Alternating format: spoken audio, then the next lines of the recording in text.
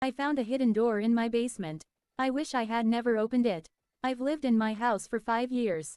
It's an old place, built in the early 1900s, with all the charm and creaks you'd expect from a century-old home. The basement has always freaked me out a bit. It's cold, damp, and smells faintly of mildew. But I'd never paid it much attention beyond the occasional trip to store boxes or grab tools. Until last week, I was moving some old furniture when I noticed a draft.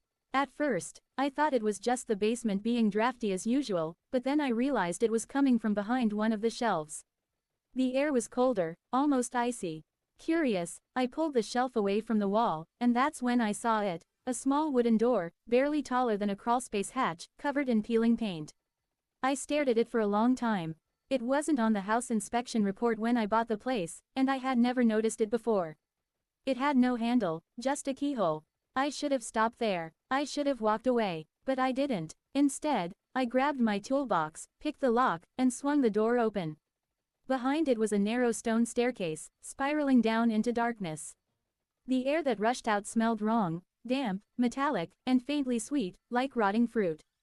Against every ounce of better judgment, I grabbed a flashlight and started descending. The steps felt endless. The farther I went, the more the walls seemed to close in. When I finally reached the bottom, I found myself in a small, circular chamber made of smooth stone. In the center was a well. It looked ancient, the edges worn smooth as if by centuries of use.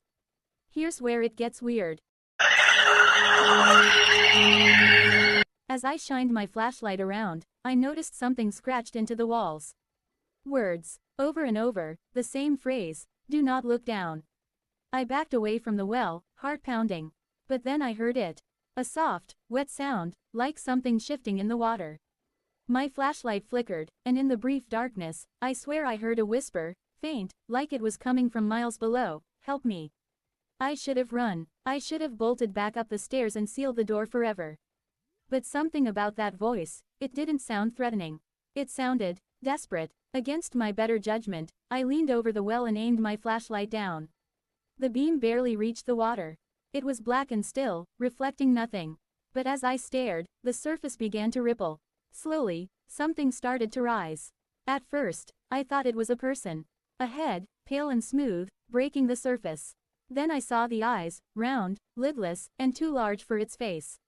Its mouth was wide, filled with needle-like teeth. And it was smiling. The whisper came again, louder this time, "Help me." I don't remember running back up the stairs. I don't remember sealing the door or pushing the shelf back in place.